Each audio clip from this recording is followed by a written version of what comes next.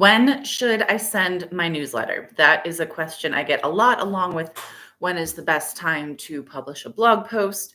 As far as your newsletter is concerned, that is, I think, more important than when your blog post goes up because it really does affect readership. Is it hitting people at the right time? And the age-old answer is probably the least satisfying. It depends. Everyone's audience is a little bit different.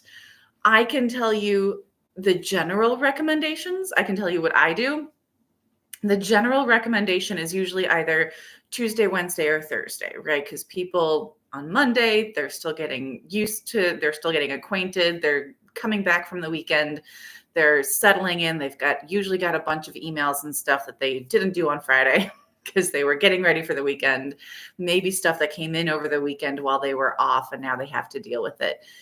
Friday, you get a lot of people taking off. You get a lot of people who are mentally checked out, even if they're physically in the office, right? So that's not a great time either. So usually Tuesday, Wednesday, or Thursday, with Tuesday or Thursday tend to be the sweet spot. Usually people recommend around lunchtime. I have started sending mine out at like 8:30, anytime before 9 a.m., just because I think I started with 7:30. So I do want to say those are the general recommendations from like 11 a.m. to 1 p.m. Let me start with that.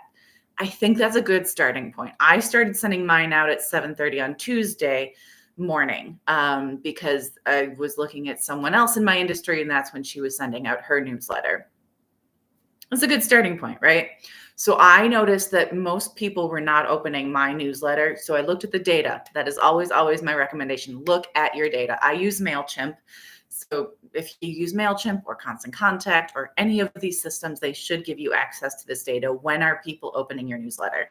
So I was able to look at that data and see they were actually opening. Most people were opening it Wednesday morning, closer to 8:30 or 9 a.m. So that's when I started sending my newsletter. It's like, all right, if that's when people are going to open it, then I'll just send it at that time. And sure enough, my open rate went up because I was now sending it at the time when my audience was most receptive to it. So that is my biggest tip, is always, always, always check your data, because yes, there is the general recommendations, and then there's what works for your particular industry. I have heard from other people that people put up, they take their newsletter, they save it, they read it on Saturday or Sunday, right? And they can see that data. They can see when people are reading their emails and opening those newsletters.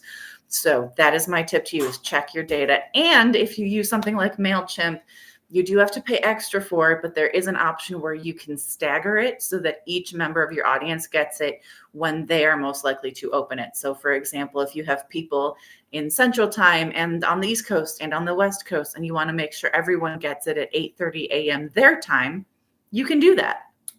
So that's another option, and I do recommend that if you can invest in that. It's not super expensive; it's a few extra bucks a month. So that is it. That is my tip for you this week: is to check your data and do that A/B testing. See what works. See what improves your open rate. I am Allison Verhalen. If you have any questions, you can reach me either by just leaving a comment on this video, or you can send me an email at info@AV, as in my initials, Allison Verhalen. That is info@avwritingservices.com. Thanks so much. Have a great weekend. Happy emailing.